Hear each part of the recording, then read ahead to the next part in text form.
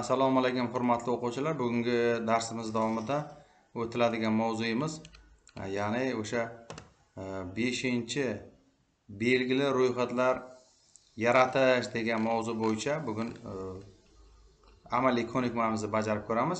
Aynan belgili ro'yxatlar yaratish deganda aynan masalan turli xildagi aniq tushunarli taqdim etish uchun bir usul bo'lib, unda turli mevalarni ro'yxatini keltirish masalasi bo'lishi mumkin. Masalan, nok, olma, apelsin, uzum deb bir qatorda emas, mana bunday qangi qilib ketma-ket qilib o'sha ro'yxatni shakllantirish masalasini bugun ko'rib chiqamiz.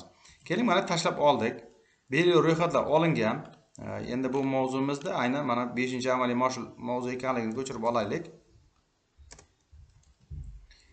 Belgili ro'yxat yaratish. Mana bu yaratganingizda mana bu joyda mana belgili ro'yxat masalasi mana ko'rinib turibdi. Mana alohida ro'yxatlar shakllantirishingiz mumkin.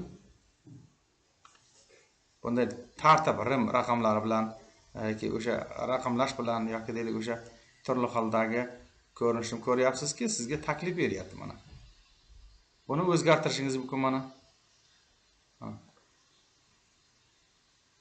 Mana.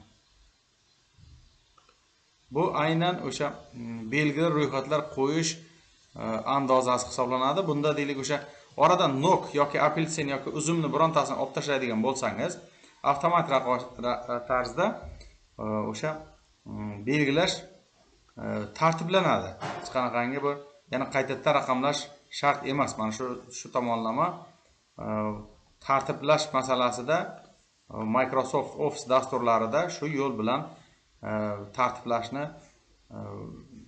tartibga keltirishingiz mumkin. Mana bu joyda deylik o'sha markazdan yoki o'ng tomondan yoki chap tomondan degan masalalarda yoki risonik simvol qo'yishingiz mumkin.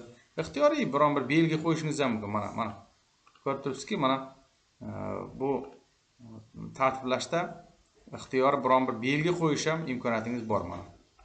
Mana ko'rdingiz, soat belgisini qo'ydik mana. Yana qaytaraman, o'sha joyini ko'ramiz.